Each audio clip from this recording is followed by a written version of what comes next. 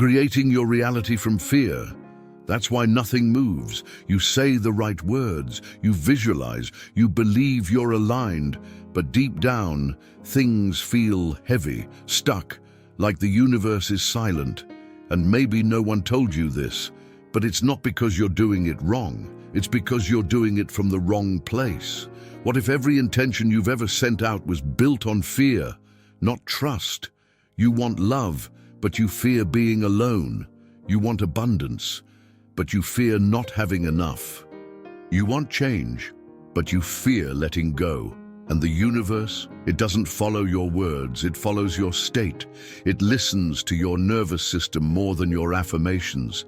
It listens to your vibration more than your vision board. It listens to what you feel when you're quiet, when no one's watching. Let's be real. Most of what we call manifestation is often a performance. We're trying to control outcomes with positive thinking. But under that polished surface, there's panic, desperation. A silent prayer we don't dare say out loud, please don't let this fall apart. But that energy, that fear, it speaks louder than anything else. And it builds exactly what you're trying to avoid. Not because the universe is punishing you, but because it mirrors you. Take a moment. Feel your chest, your stomach, your jaw. Where are you holding tension right now? That's not random. That's the signature of your vibration. That's the real message you're sending out. You don't manifest what you say you want. You manifest who you are when you think no one's looking. In the next part of this journey, we're going to explore the fear behind your desires, how even your deepest goals might be rooted in survival, not soul. We'll uncover the hidden frequencies shaping your reality and why they block the very flow you're trying to access. The fear behind your desires. You want love, abundance, peace, purpose, and there's nothing wrong with that. But if you peel back the surface of your desires, what do you find hiding underneath? Often it's not just longing, it's fear. Fear of being alone, fear of not being enough, fear that time is running out. And that fear doesn't sit quietly in the background. It moves your hands, it shapes your choices, and most of all, it alters your frequency. Bruce Lipton reminds us that 95% of our lives are driven by the subconscious. That means your conscious goals, your vision board dreams, your carefully worded affirmations, they're playing against a hidden script, a script built not on trust, but on past pain. Here's where it gets tricky. You might believe you're manifesting abundance, but deep inside, you're just terrified of being broke again. You think you're calling in a soulmate, but your energy is echoing the wound of being abandoned. That's not creation. That's emotional reenactment. And your nervous system, it remembers. You can't fake safety to your body. You can't mask fear with positive language. The body knows. It knows when your "I am ready" is really "please don't hurt me again." It knows when your "I trust" is actually "I can't afford to lose." And the field responds to that. Let me give you an image. Imagine planting seeds in a garden, but the soil underneath is dry and tense. You water, you nurture, but nothing grows. Why? Because the roots can't move where the ground is holding tight. That ground is your inner state. You're not failing to manifest because your desire is wrong. You're stuck because the energy behind the desire is fear. This is not to shame you, it's to free you. Because once you see that the fear is shaping the desire, you can begin to shift the desire itself. You can refine it. You can bring it back into alignment with trust, with openness, with resonance.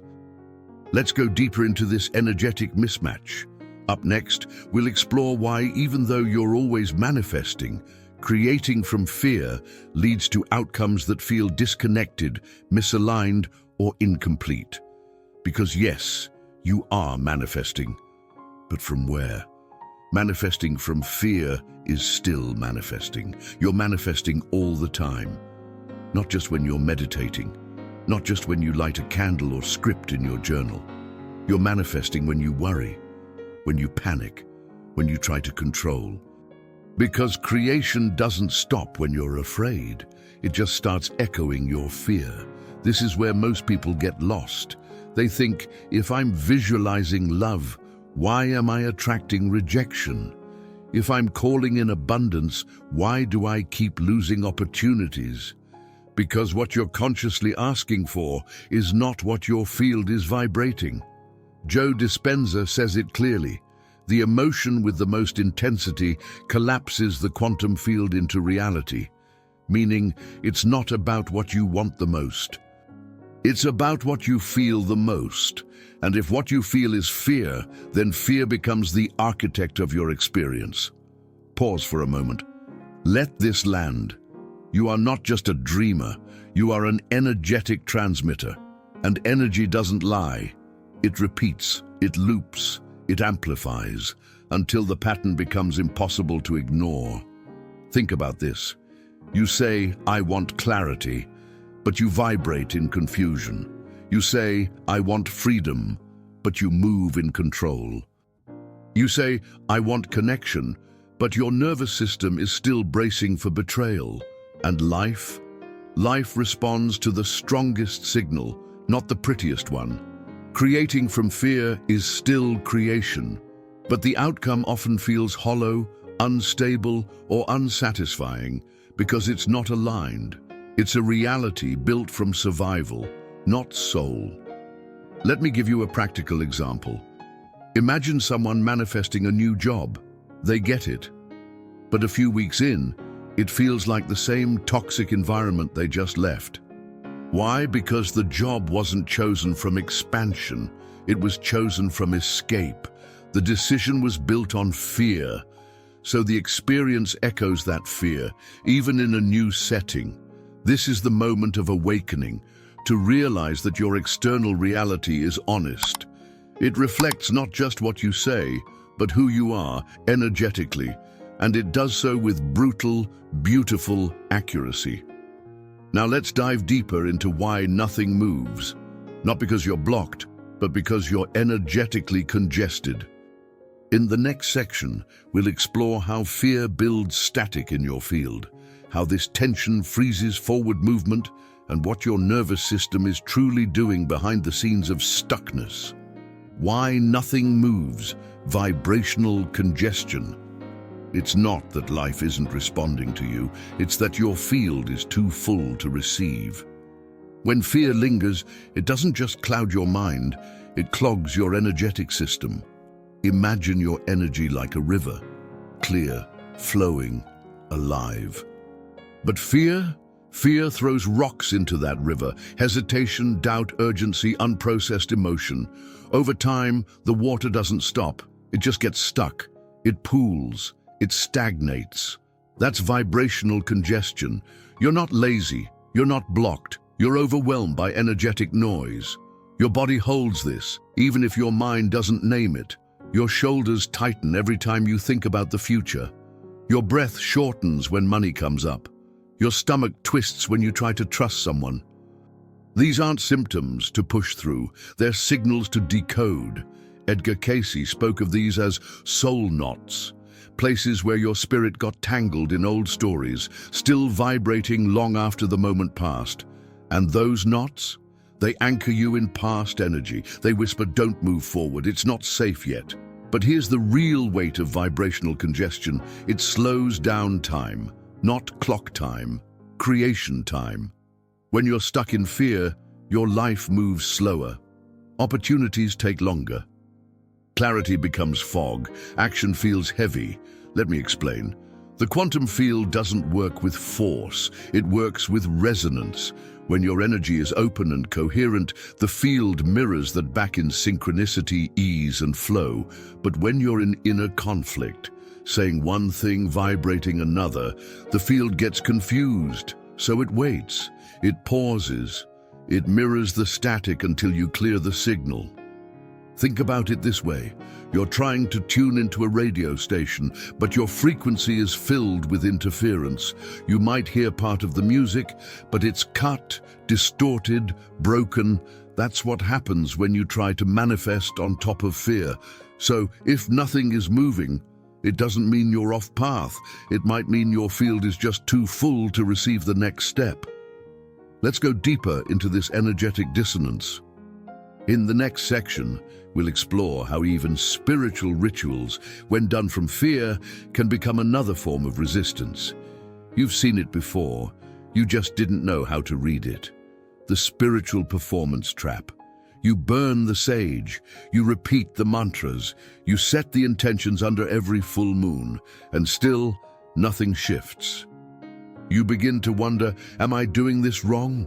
But what if the rituals aren't broken?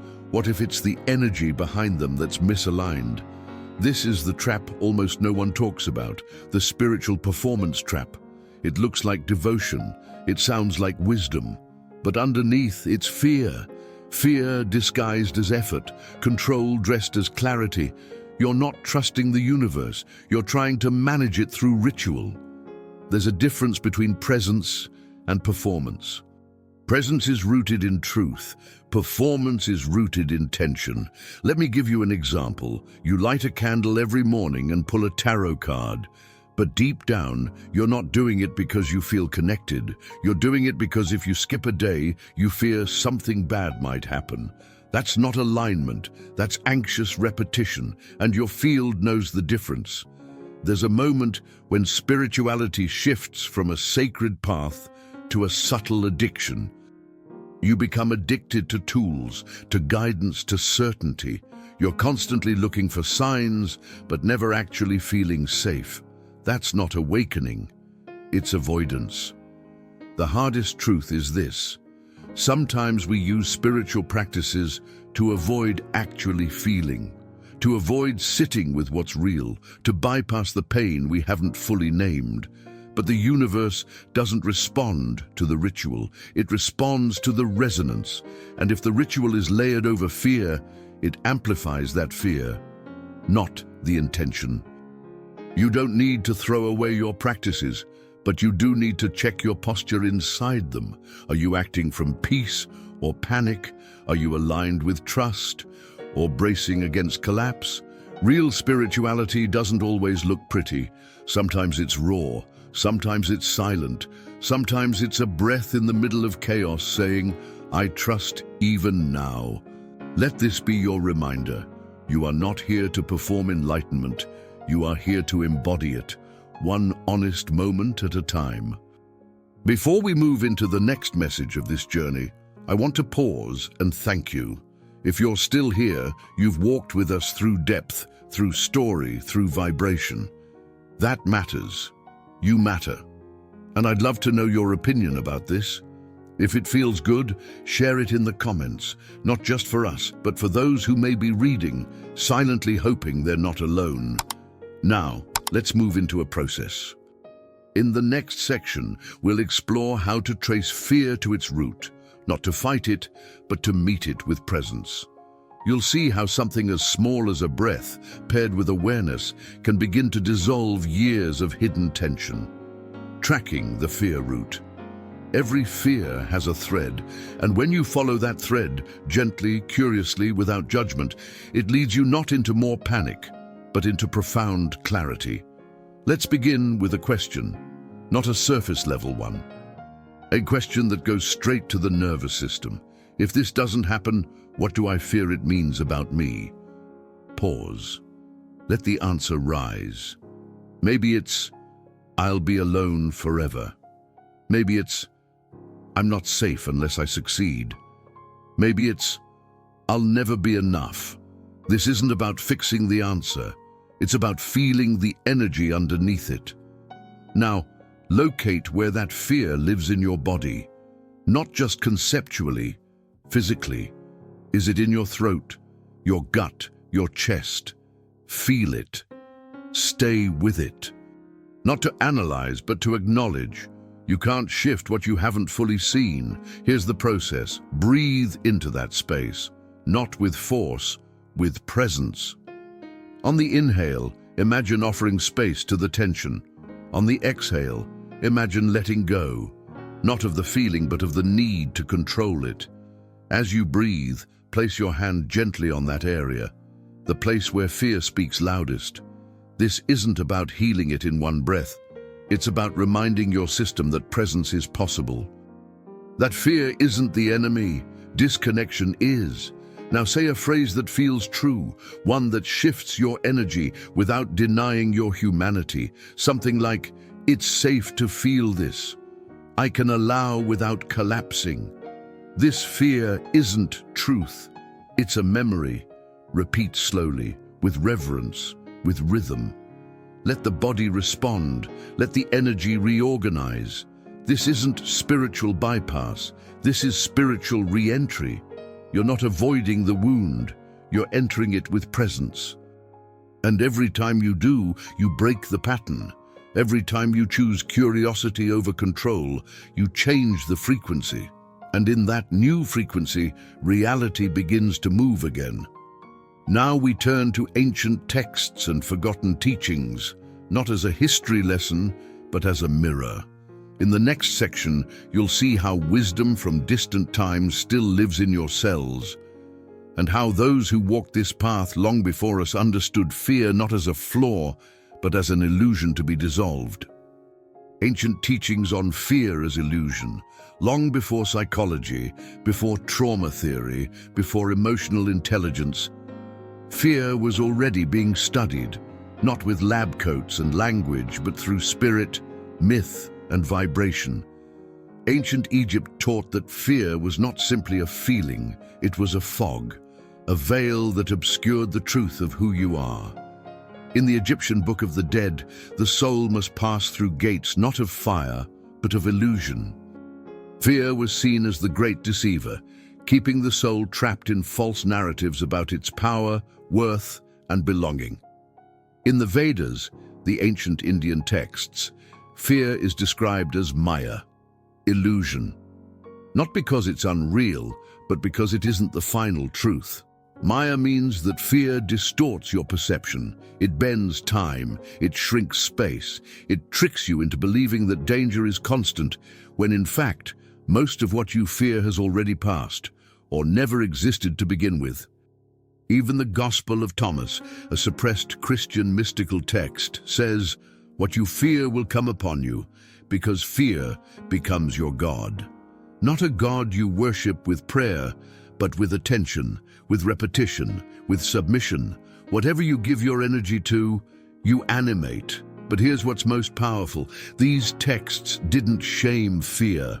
They named it. They saw it for what it was, a distortion in the field, a wave that needed witnessing, not suppression. Let me give you a modern interpretation. Imagine watching a scary movie, heart racing, muscles tight, even though you're on a couch safe. Why?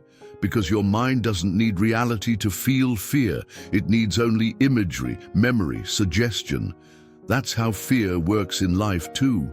It's not always truth. It's often trauma dressed as truth. Ancient wisdom didn't separate the emotional from the spiritual.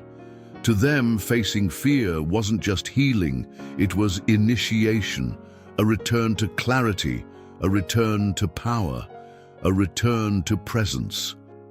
And that's where we're headed next, because when you stop creating your reality from fear, everything shifts, not instantly, but radically.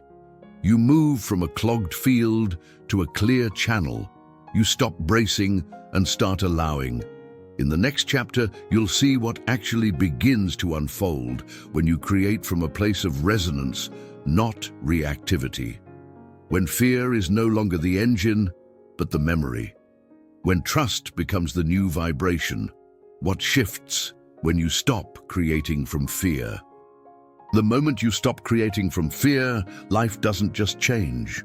It reorganizes itself around your new frequency. You begin to notice subtle shifts first. Breathing feels easier. Thoughts soften. The urgency dissolves. You're no longer bracing for impact. Your body doesn't feel like it's negotiating with the future. It starts to live in the present. That presence becomes magnetic. When you shift from fear to trust, the field responds, not just with results, but with rhythm. Life moves differently. You don't chase synchronicities, they appear. You don't force answers, they reveal themselves. Why? Because your channel is finally clear. Let's ground this. You used to act from panic. Decisions came from scarcity, jobs, relationships, moves, even prayers. But now your energy isn't running to escape something, it's expanding to meet something. You're not asking, what if it fails? You're asking, what wants to move through me now? When fear is no longer the baseline, time feels different. Things don't take longer. They just take less from you. You stop bleeding energy into outcomes. You start investing energy into alignment, and people feel it. Your relationships shift. You draw in mirrors, not masks. Opportunities show up, not because you chase them, but because you became a match for them. You stop living from a clenched nervous system and start living from an open signal. This doesn't mean fear disappears, but it no longer leads. It no longer decides. It becomes background noise, not the main voice. You know you're shifting when silence feels safe, when doing less feels like enough, when not knowing doesn't equal danger. It means space. Let me say this clearly, the greatest things in your life won't come because you forced them. They'll come because you trusted the frequency that built them. You stop chasing what's already running from your fear and start allowing what's waiting in your trust. Wrong frequency, wrong reality. Creating your reality from fear, that's why nothing moves. Not because you're broken, not because the universe is ignoring you, but because you're building from a place your soul was never meant to create from. Fear wasn't designed to guide you. It was designed to alert you, then be released. And yet, so many of us build lives, careers, relationships, identities on that frequency. We think if we stay alert, we'll be safe. If we stay afraid, we'll stay in control. But fear doesn't keep you safe. It keeps you small. It doesn't build futures. It builds cages. Let's be honest. Some of the most beautiful things you've imagined, you've also secretly feared. What if it doesn't last? What if I'm not good enough to hold it? What if it disappears the moment I love it? That fear, quiet, constant, unconscious, shapes the very reality you say you want. But here's the shift. You don't need to fight the fear. You just need to stop building from it. You need to stop letting it choose for you. You need to pause and say, not this time. This time I choose trust. Trust isn't passive. It's power. It's the frequency that tells the field, I'm ready to co-create. Not from panic, not from proof, but from presence. So what does this mean for your life? It means clarity isn't something you chase. It's what remains when fear leaves the room. It means movement doesn't come from pushing harder. It comes from aligning deeper. It means manifestation isn't about doing more. It's about vibrating right frequency, real results. And if you've made it this far in the video, I see you. I see your courage, your heart, your willingness to walk through the fog, not with a flashlight, but with faith. Take a breath. This isn't the end of your path. It's the moment your real journey begins. You are not at the mercy of the external world. You are the field that transforms what vibrates around you. If you felt this message, say it below. I'm done creating from fear. I trust my frequency. Thank you for your presence, for your energy, for walking with us through this deep, layered terrain. If this video resonated with you, leave a comment. Let us know you're here. Like it, subscribe, and keep walking with us. The next video is already waiting for you, and it goes even deeper into this path of transformation. This is Echoes of the Path, where your soul remembers and your frequency leads.